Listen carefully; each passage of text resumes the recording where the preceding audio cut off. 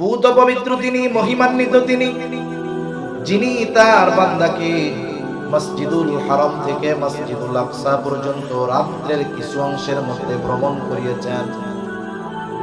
কেন ভ্রমণ করিয়েছেন?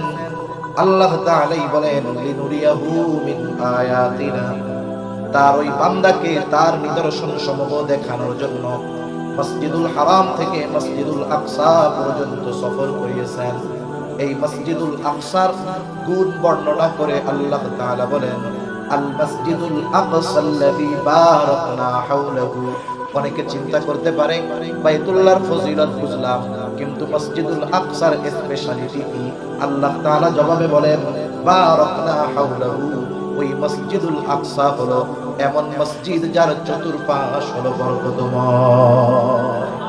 আমি আল্লাহ এই মসজিদের চতুর্পাশকে বরকতময় করেছি।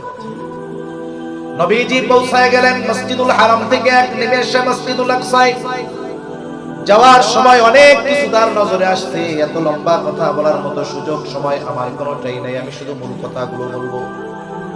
নবীজি দেখতে পাইলেন কুরাইশদের একটা কাফেলাও বাণিজ্য শেষে ফিরতেছে মক্কার দিকে। নবীজি মসজিদুল আকসায় আসলেন। আগে আমাকে আপনাকে বুঝতে হবে, আমরা দুইটা শব্দ শুনি, অনেক সময় বলে বাইতুল মুকাদ্দাস, অনেক সময় বলে মসজিদুল আকসা। এই দুইটার মধ্যে তফাৎ কি? তফাৎ হইল এই দুইটা জিনিস একই। বাইতুল মুকাদ্দাস বলতে বলা হয় ওই যে মসজিদুল আকসার চারদিকে দেওয়াল দিয়ে ঘেরা দেওয়া আছে একটা এরিয়া, ওই এরিয়ার মধ্যে অনেকগুলো স্থাপনা আছে। ওই স্থাপনাগুলো চতুর্দিকে দেওয়াল দিয়ে ঘিরে দেওয়া, ওই দেওয়াল দিয়ে ঘিরে দেওয়া যেই জায়গাটা, ওই পরিপূর্ণ জায়গাটাই হলো বাইতুল মুকাদ্দাস। আর মসজিদুল আকসা আমরা যেটাকে বলি, এটা ওই বাইতুল মুকাদ্দাস এরিয়ার মধ্যে একটা স্থাপনা, একটা মসজিদ। নবীজি সাল্লাল্লাহু আলাইহি ওয়াসাল্লাম পৌঁছাইলেন ওইখানে, পাথর ছিদ্র করে ওইখানে বাহনকে বেঁধে দিলেন। প্রত্যেকটা নবী যারা ওইখানে গিয়েছে প্রত্যেকেই তাদের বাহনকে ওই পাথরের ওই জায়গায় বেঁধে রাখতো। এইবার নবীজি মসজিদুল আকসায় ঢুকলেন। মসজিদুল আকসা নিয়ে কয়েকটা কথা একটু বলার দরকার, কারণ পৃথিবীর একমাত্র বরকতময় পবিত্র ভূমি, যেই ভূমির দাবিদার ঐশী তিন ধর্মের অনুসারীরা। ইহুদিরাও দাবি করে এটা আমাদের, খ্রিস্টানেরাও দাবি করে এটা আমাদের, আমরা মুসলমানেরাও বলি এটা আমাদের। বাস্তবতা হলো ওই ভূমির প্রকৃত দাবিদার হলো মুসলমানেরা।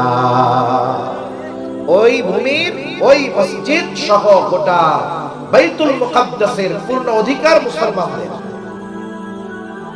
কিন্তু আফসোস ওইটার দাবি ওরাও করে। ওরা করার অনেকগুলো কারণ। ইহুদিরা করে, এর মধ্যে অন্যতম কারণ হলো ইহুদিদের একটা ভ্রান্ত বিশ্বাস হইল মসজিদুল আকসা যেটা, এখন মসজিদুল আকসা কোনটা? আমরা মূলত অনেকে মসজিদুল আকসা বলতে বুঝি বড় সোনালী গম্বুজের কারুকার্য খচিত একটা স্থাপনা আমাদের সামনে দেখানো হয়। অনেকে মনে করে এটাই মনে হয় মূল মসজিদ। না, এটা হলো ডোম অফ রক, এটা মূল মসজিদ নয়। মূল মসজিদটা অধিকাংশ সময় আড়ালেই থেকে যায়, অনেকে চিনে না। বাইতুল মুকাদ্দাসের যেই দেয়াল আছে চতুর্দিক দিয়ে, এক পাশের দিকে খেয়াল করলে দেখবেন ছোট্ট একটা ধূসর বর্ণের গম্বুজওয়ালা একটা মসজিদ আছে। ওই মসজিদটা ধূসর বর্ণের এরকম ছিল না, ওই মসজিদটা স্বর্ণ দিয়ে আরো অনেক কারুকার্য খচিত ছিল। কিন্তু আফসোস ওই মসজিদের সাথে যত দামি দামি স্বর্ণ অন্যান্য জিনিস ছিল সবগুলো দ্বিতীয় বিশ্বযুদ্ধের সময় ব্রিটিশরা, পরবর্তীতে ইহুদিরা বারবার আক্রমণ করে ওখান থেকে ওই জিনিসগুলো নিয়ে গেছে। এবং মসজিদুল আকসা যেটা মূল মসজিদ, আমরা যেটাকে আকসা বলি, যে ওই বাইতুল মুকাদ্দাস এই এরিয়ার মধ্যে একটা স্থাপনা মসজিদুল আকসা, এই মসজিদের অনেক ক্ষতি সাধন করেছে ইহুদিরা। এমনকি ওরা ওটাকে ভেঙে ফেলতে চায়। বাইতুল মুকাদ্দাসের মধ্যে ওই স্থাপনাটাকে ভেঙে আরেকটা মসজিদ বানাইতে চায় তারা। তাদের ভ্রান্ত বিশ্বাস হইল বর্তমান যেই মূল মসজিদে আকসাটা আছে এটা সুলাইমানি অবকাঠামোতে নির্মিত নয়, মানে সুলাইমান আলাইহিস সালাম যেমনে বানাইছে ওইরকম নয়। কেমনে বানাবে? ওদের ধর্মীয় গুরুরা একটা স্ট্রাকচার দিয়ে দিয়েছে যে এই রকম ভাবে বানাবে। বানাইলে কি হবে? বলে এটা তো থার্ড টেম্পল হবে, আর এটা যদি বানাও তাহলে তোমাদের ত্রাণদাতা ত্রাণকর্তা মাসিহে দাজ্জালের আগমন ঘটবে, আর সে তোমাদেরকে গোটা দুনিয়ার উপরে তোমাদের প্রভাব বিস্তার করবে এবং গোটা দুনিয়া তোমাদের নিয়ন্ত্রণে চলে আসবে। ইহুদিদের একটা ভ্রান্ত বিশ্বাস যে ওই মসজিদ ভেঙে থার্ড টেম্পল যদি বানানো হয়, নতুন আরেকটা অবকাঠামো করে মসজিদ বা ইবাদতের জায়গা বানানো হয়, যেটা সুলাইমান আলাইহিস সালামের যে স্ট্রাকচার ছিল ওই স্ট্রাকচারে বানানো হবে, তাহলে দাজ্জাল আসবে 1 কোটি ইহুদি 750 কোটি মানুষের উপরে প্রভাব বিস্তার করবে। ওদের আশা এটা। এখন বলেন তো এরা যে বিশ্বাসটা করতেছে এটা কি সঠিক না ভ্রান্ত? যেমন গত মাসের 22 তারিখ বাবরি মসজিদ ভেঙে রাম মন্দির বানানো হয়েছিল, সেই রাম মন্দির উদ্বোধন করা হয়েছে। জানেন আপনারা 500 বছর এইখানে মসজিদ ছিল, 500 বছর আযান হয়েছে, ইকামত হয়েছে, নামাজ হয়েছে। 47 এর দেশ বিভক্তির পরে আস্তে কইরা একদল গুজব উঠায় দিছে, জানো এই রাম মন্দিরের নিচে কিন্তু, এই মসজিদের নিচে কিন্তু রাম মন্দির ছিল। মসজিদের নিচে কি ছিল? রাম মন্দির। গুজব ছড়ায় বেশি, এমন ভাবে ছড়াইছে কারণ এরপরে যখন দেশ বিভক্ত হয়ে গেছে, পাকিস্তান একদিক, ভারত আর একদিক, যারা ভারতে ছিল হিন্দু উগ্রবাদী, ওরা চেয়েছে ভারতের মাটিতে মুসলমান থাকবে না, মুসলমানদের কোনো নিশানা থাকবে না, মুসলমানদের নাম পর্যন্ত তারা ভারতের মাটিতে রাখতে চায় না। এজন্য মাঝে মধ্যে দেখেন না মুসলমানদের স্থাপনাগুলোর নাম পরিবর্তন করে ফেলে, বিভিন্ন প্রসিদ্ধ জায়গার নাম পরিবর্তন করে ফেলে। এই খবর মনে হয় আপনাদের কাছে নাই? আছে, বহু জায়গার নাম তারা পরিবর্তন করে ফেলতেছে। এই উপমহাদেশের অন্যতম শাসক মোগল সম্রাট জহিরুদ্দিন বাবর, ওনার নামে মসজিদ হলো বাবরি মসজিদ। মোগল সম্রাটদের অন্যতম এক আলোকময় ইতিহাস আছে এই ভারতবর্ষে। ওরা চায় যে মুসলমানদের স্থাপনা এবং নাম মুছে দিয়ে ইতিহাস থেকে মোগল সাম্রাজ্যের ইতিহাসকে ওরা মুছে দিতে চায়, মুসলমানদের ইতিহাস রাখতে চায় না। এই কর্মসূচি হলো ওদের। এখন বানানো হইলো এই উগ্রবাদীদের পক্ষ অবলম্বন করে, জুলুম করে ওই জায়গায় ঘোষণা দেওয়া হইলো হয় নিচে রাম মন্দির ছিল। এখন যদি আদালত রায় দেয়, এক দলের তদন্ত করতে দিছে, ওই তদন্ত যারা করতেছে তারাও ওই দলের লোক, ওরা তদন্ত করে কইছে হ্যাঁ নিচে তো মন্দিরের অস্তিত্ব পাওয়া গেছে। আদালত রায় দিবে কি? তাহলে এটা ভাঙো, মন্দির বানাও। মসজিদের জন্য পাশে জায়গা দেওয়া হয়েছে, ওটা বাদ। মূল মসজিদ কেন ভাঙা হইলো? কারণ হাদিসের ভাষ্য হলো যেখানে একবার মসজিদ হবে কিয়ামত পর্যন্ত ওখানে যা কিছু হোক না কেন ওটা মসজিদ হিসেবেই থাকবে। ঠিক কি না? তুরস্কের আয়া সোফিয়া, ওসমানীদের পতনের পরে, ওসমানী খেলাফত ব্যবস্থা বিলুপ্ত হওয়ার পরে কামাল আতাতুর্ক তুরস্কের জনক বলে ওইটা শয়তানের চাইতেও খারাপ, অথচ ওকে আমাদের প্রজন্মের সামনে হিরো হিসাবে তুলে ধরা হয়। এই জানোয়ার, মানুষরূপী জানোয়ার, ও মসজিদগুলোতে আযান বন্ধ করে দিয়েছে, টুপি বন্ধ করে দিয়েছে, কোরআন পড়া বন্ধ করে দিয়েছে, মসজিদগুলোকে মিউজিয়াম বানিয়েছে। এই আয়া সোফিয়ায় 100 বছর নামাজ বন্ধ ছিল, মিউজিয়াম ছিল। বলেন তো আয়া সোফিয়ায় আবার নামাজ শুরু হয়েছে কি হয় নাই? 100 বছর বন্ধ থাকার পরে যদি আয়া সোফিয়াতে নামাজ শুরু হতে পারে, আমরা মুসলমানেরা এই বিশ্বাস রাখি, আমরা হয়তো দেখব না, আমাদের আগামী প্রজন্ম হয়তো দেখবে, নাইলে তারপরের প্রজন্ম দেখবে ওই রাম মন্দিরে আবার আল্লাহ তাআলার একত্ববাদের ঘোষণা হবে ইনশাআল্লাহ। ওখানে আযান হবে, নামাজ হবে, হয়তো আমরা দেখতে পারবো না, পরবর্তী প্রজন্ম দেখবে ইনশাআল্লাহ। এই ইহুদিরা চায় ওই মসজিদুল আকসাকে ভেঙে গুড়িয়ে দিয়ে নতুন আরেকটা উপাসনালয় বানাতে। বিশ্বাস হলো যদি বানাইতে পারে তাহলে দাজ্জালের আগমন ঘটবে এবং তারা দাজ্জাল তাদের ত্রাণকর্তা হয়ে গোটা দুনিয়ার মানুষের উপরে তাদের প্রভাব বিস্তার তারা করতে পারবে দাজ্জালের মাধ্যমে। এজন্য এই মসজিদের ব্যাপারে আমাদের দুই মসজিদের ব্যাপারে যেমন মুহাব্বত, মসজিদুল হারাম আর মসজিদুল নববীর প্রতি যেমন মুহাব্বত, মুমিন হিসাবে, মুসলমান হিসাবে প্রত্যেকটা মুমিন মুসলমানের অন্তরে আকসার মুহাব্বত থাকার দরকার আছে না নাই? এজন্য মসজিদুল আকসার বিষয়ে কয়েকটা কথা জানি। এক নাম্বার, মসজিদুল আকসা এর চতুর্পাশকে বরকতময় করেছেন কে? এটা আল্লাহর ঘোষণা। আল্লাহ তাআলা এই বাইতুল মুকাদ্দাস তথা পবিত্র ভূমি আল্লাহই নাম দিয়েছেন এটার পবিত্র ভূমি। কোরআনুল কারীমের মধ্যে মুসা আলাইহিস সালাতু ওয়াস সালাম তার সম্প্রদায়কে বাইতুল মুকাদ্দাসের মধ্যে ঢুকে পড়ার আদেশ দিচ্ছেন। তৎকালীন সময়ে যাদের হাতে বাইতুল মুকাদ্দাসের নিয়ন্ত্রণ ছিল, আল্লাহ তাআলা চাইলেন বনি ইসরাঈলদেরকে বাইতুল মুকাদ্দাস তথা জেরুজালেমের কর্তৃত্ব তুলে দিবে। আল্লাহ তাআলা নির্দেশ দিলেন শুধুমাত্র তারা জিহাদ করার জন্য এই শহরের মধ্যে ঢুকে পড়বে, বাইতুল মুকাদ্দাস তথা পবিত্র ভূমির মধ্যে তারা ঢুকবে, শত্রু যত শক্তিশালী হোক না কেন, বনি ইসরাইলদেরকে ওই শক্তিশালী সৈন্যদের বিরুদ্ধে বিজয় যিনি দান করবেন তিনি কে? এই জন্য মুসা আলাইহিস সালাম তার সম্প্রদায়কে বলতেছে, ইয়া কওমি দুখুলুল আরদাল মুকাদ্দাসাতাল্লাতী কাতাবাল্লাহু লাকুম ওয়া লা তারতাদ্দু আলা আদবারিকুম ফাতানকালিবু খাসিরিন। মুসা আলাইহিস সালাম বলেন, আমার সম্প্রদায়, তোমরা ওই পবিত্র ভূমিতে ঢুকে পড়ো, যেই ভূমির মালিকানা আল্লাহ তোমাদেরকে লিখে দিয়েছে, আল্লাতী কাতাবাল্লাহু লাকুম, যেই পবিত্র ভূমির মালিকানা আল্লাহ তোমাদের লিখে দিয়েছে। তবে শর্ত হইল একটা, সামনের দিকে যাবা, খবরদার পিছু হটবা না। সামনের দিকে যদি যাও তোমাদের বিজয় সুনিশ্চিত, আর যদি পেছনের দিকে ফিরে আসো তোমরা ক্ষতিগ্রস্তদের অন্তর্ভুক্ত হয়ে যাবা।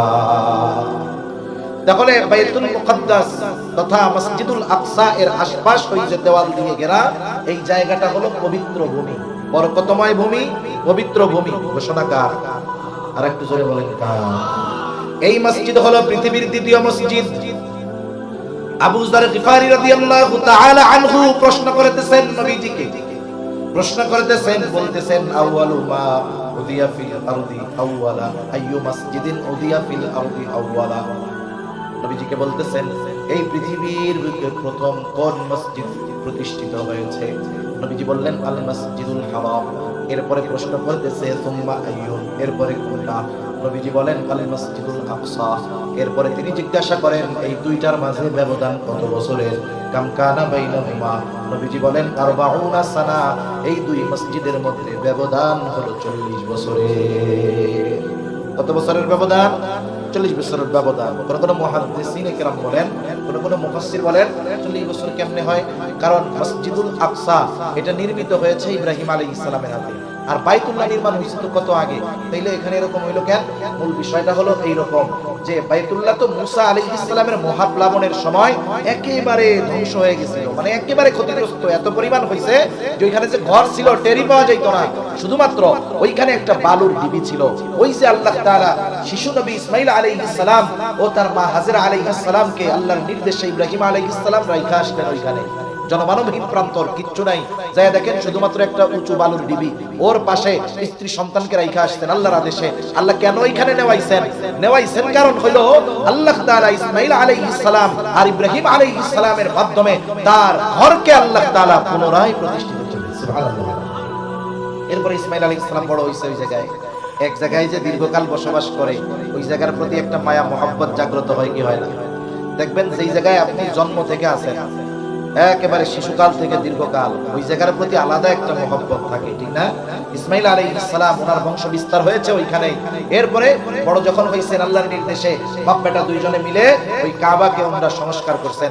এর 40 বছর পর ইব্রাহিম আলাইহিস সালাতু ওয়াস সালাম মসজিদুল আকসা ওনার হাতে প্রতিষ্ঠিত করছেন। এই হিসাবে হলো দুইটার মধ্যে ব্যবধান কত বছর? 40 বছর।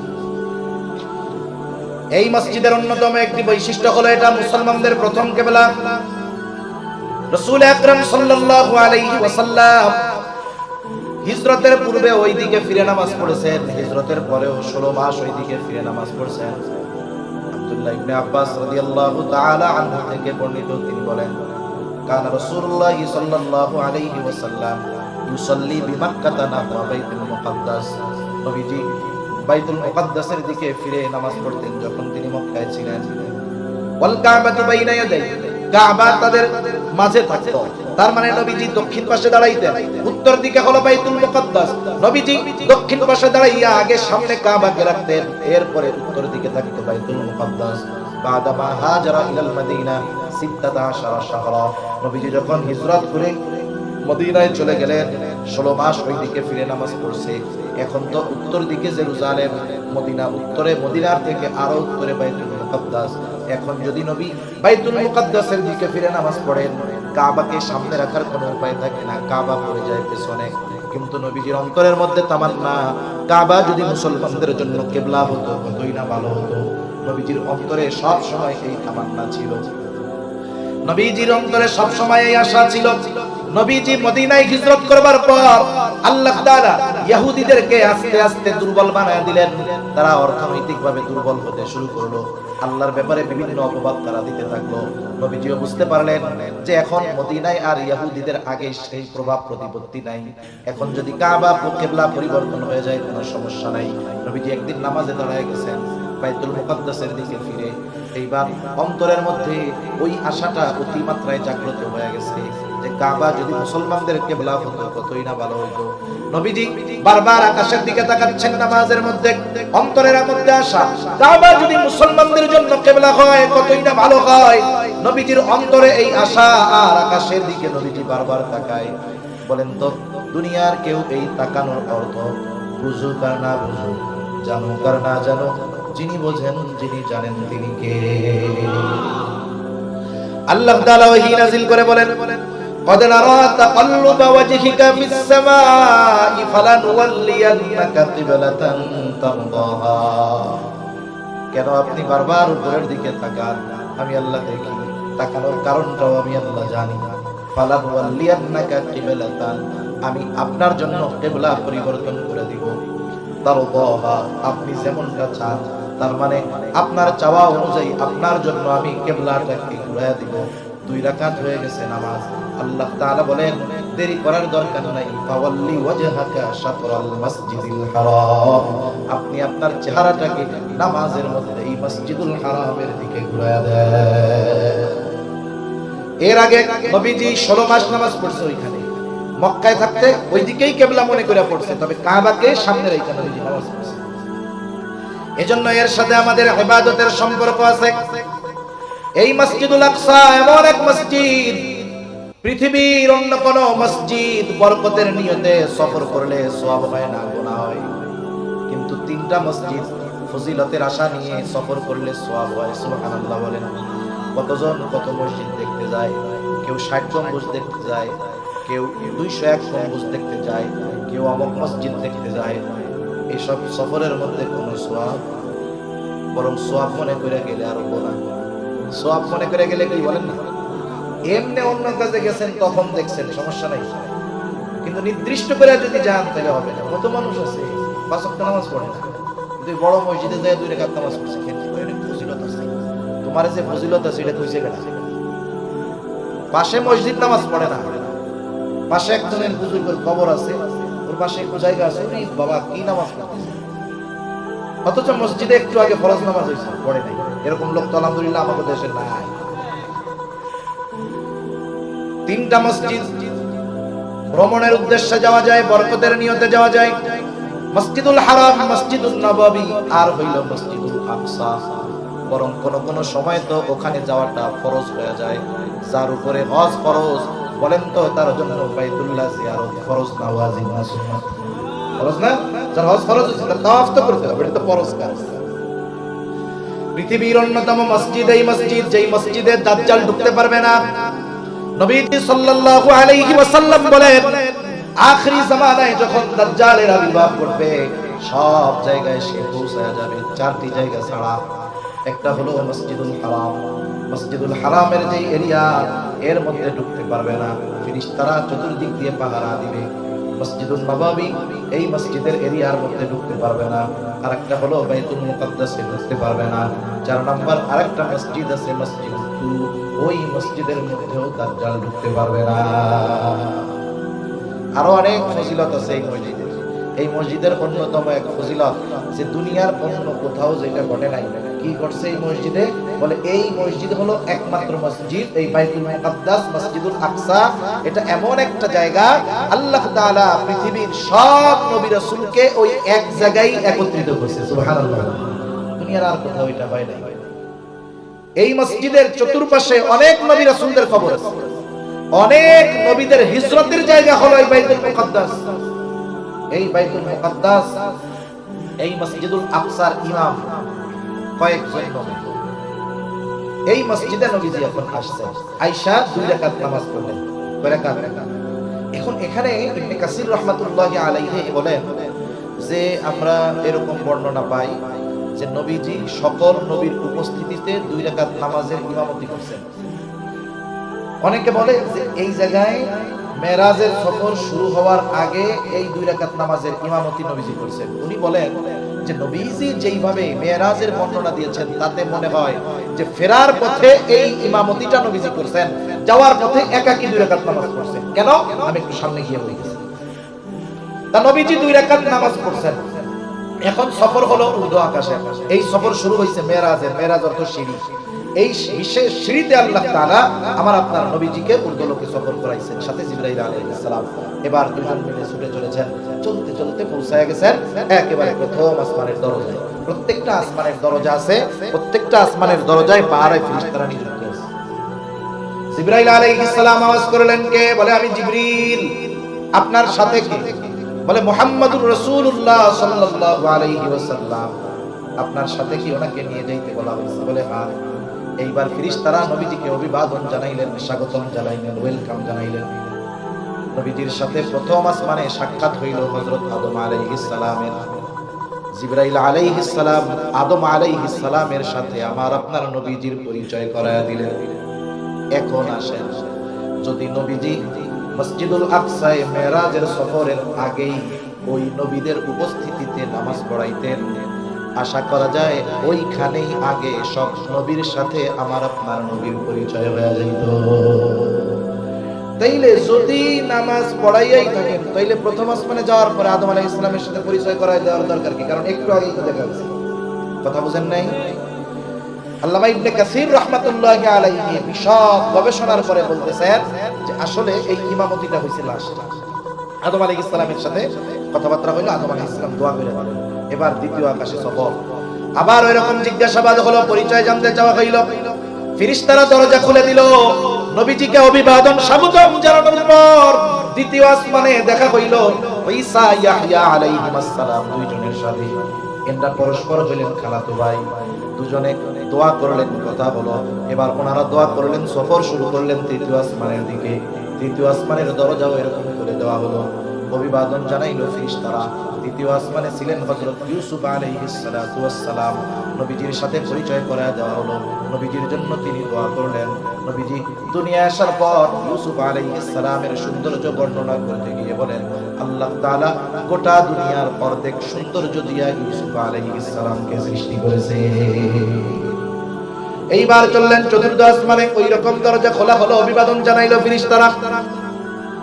চতুর্থ আসমানে সাক্ষাৎ হলো ইদ্রিস আলাইহিস সালামের সাথে। নবীজির জন্য তিনিও দোয়া করলেন। চতুর্থ আসমান থেকে পঞ্চম আসমান, ওই রকম কথাবার্তা হলো, দরজা খুলে দেওয়া হলো। নবীজির সাথে পঞ্চম আসমানে দেখা হইল হারুন আলাইহিস সালামের সাথে। তিনিও দোয়া করে দিলেন। ওখান থেকে আবার সফর ষষ্ঠ আকাশের দিকে। আবার ফেরেশতারা ওই রকম কথা জিজ্ঞাসা করার পরে দরজা খুলে দিল, অভিবাদন স্বাগতম জানাইল। ষষ্ঠ আকাশে দেখা হয়ে গেল মুসা আলাইহিস সালামের সাথে। এবার ওখান থেকে সফর সপ্ত আকাশে। সপ্ত আকাশের দরজায় পৌঁছায় গেলেন। ফেরেশতারা দরজা খুললো, অভিবাদন জানাইল। নবীজি সপ্ত আকাশে পৌঁছায় গেলেন, যেখানে আছে বাইতুল মামুর। একেবারে আমাদের মসজিদুল হারাম কাবা থেকে বরাবর সপ্ত আকাশ উপরে একটা মসজিদ, এটার নাম হলো বাইতুল মামুর। দুনিয়ার মানুষেরা যেমন ওই মসজিদ তাওয়াফ করে, ফেরেশতারাও বাইতুল মামুর তাওয়াফ করে। নবীজিকে এক হাদিসের মধ্যে জিজ্ঞাসা করা হয়েছে, ইয়া রাসূলুল্লাহ, ফেরেশতাদের সংখ্যা কত? নবীজি বলেন, শোনো, আমাদের যেমন এই যে কাবা, ঠিক এই বরাবর সপ্ত আকাশের উপরে আরেকটা মসজিদ আছে, ওইটার নাম হলো বাইতুল মামুর। ওইখানে দৈনিক 70,000 ফেরেশতা তাওয়াফ করে। একবার যারা তাওয়াফ করতে করে বের হয়, কিয়ামত পর্যন্ত দ্বিতীয়বার তাওয়াফ করার সুযোগ আর তারা পাবে না। তাহলে ফেরেশতাদের মূলত সংখ্যা কত, এটা মূলত ভালো জানেন কে? আল্লাহ জানেন। ওই বাইতুল মামুরের একটা দেয়ালে হেলান দিয়ে বসে আছেন মুসলিম মিল্লাতের পিতা ইব্রাহিম আলাইহিস সালাতু ওয়াস সালাম।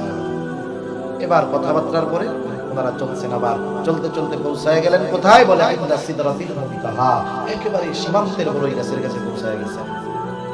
নবীজি এই বড়ই গাছের বর্ণনা দেন, বলেন এর এক একটা পাতা হইল হাতির কানের মতো, এক একটা বড়ই হইল হাজারের মটকার মতো। আমাদের অঞ্চলে বলে কুলা, ওই কুলার মতো এক একটা বড়ই, বিশাল বড় বড় সাইজের। ওই জায়গায় জিবরাইল আলাইহিস সালামকে নবীজি দ্বিতীয়বার ওনার সশরীরে দেখছেন। নবীজি বলেন জিবরাইলের 600 ডানা আছে। কয়শো ডানা? 600 ডানা। একেবারে নিকট হয়ে গেছে, কাছাকাছি হয়ে গেছে দুইজন। দেখেন মেরাজের ঘটনায় অনেক চটকদার ঘটনা আছে, এটা কিন্তু আমরা হাদিসের মধ্যে পাই না। কতজন কি কয় তখন এই জায়গায় কয় না এরকম। জিবরাইল তখন বলতেছে ওই সীমান্তের বড় ওই গাছ ওইখানে এসে বলতেছে, হুজুর এখন থেকে বাকি সফর আপনার একা করতে হবে, বাকি সফরে আমি আপনার সাথে যাইতে পারবো না। নবীজি বলে, জিবরাইল রে কেন যাইতে পারবো না, কারণ কি? বলে, হুজুর আমি যদি আপনার সাথে এইখান থেকে আর এক কদম সামনে যাই, আমার 600 নূরের পাখনা করে সই হয়ে যাবে। আর বাপনি ভাই সুবহান, কিন্তু এটা যে পাইলো কই এটা বুঝলাম না। এটা শুনতে খুব মজা লাগে, কিন্তু এর কোনো বাস্তবতা নেই। তো জিবরাইল আলাইহিস সালাম বললেন, বাকি সফর আপনার একা। আল্লাহ তাআলা বিশেষ ব্যবস্থায় আমার আপনার নবীজিকে আল্লাহ তাআলা মেহমান বানায় নিয়ে গেলেন। এখানে নবীজিকে আল্লাহ তাআলা 3টা হাদিয়া দিয়েছেন। কয়টা হাদিয়া দিয়েছেন জোরে বলেন? 3টা। একটা হলো সূরা বাকারার শেষ কয়েকটা আয়াত। দ্বিতীয় হাদিয়া যে আপনার যে উম্মত শিরক করবে না ওরে আমি maaf করে দেব, যে উম্মত শিরক করবে না তাকে maaf করে দিব, এই সুসংবাদ। তৃতীয় 50 ওয়াক্ত নামাজ। নবীজি হাদিয়া নিয়ে চলে আসছে। আমি যেহেতু শেষ করে দিব সংক্ষেপে বলি। এখন ফিরতেছেন, ফেরার পথে মুসা আলাইহিস সালামের সাথে দেখা, যে আপনি তো আল্লাহর মেহমান হইয়া গেলেন, আপনার উম্মতের জন্য আল্লাহ কি দিয়েছে? 50 ওয়াক্ত নামাজ দিয়েছে, আপনি ফিরা যান, আল্লাহর কাছে সহজ করতে বলেন। নবীজি এইবার গেলেন, এক বর্ণনায় আসছে এক একবার 10 রাকাত করে কমাইছে, আর একবার 5 রাকাত করে কমাইতেছে। মুসা আলাইহিস সালামের কাছে আসে, বলে আপনি আবার যান, আসে আবার যান। এক সময় এই যাওয়া আসা করতে করতে লাস্টে গিয়ে আছে 500 কয়ক্ত দিছিল, কয়ক্ত আছে, কয়ক্ত।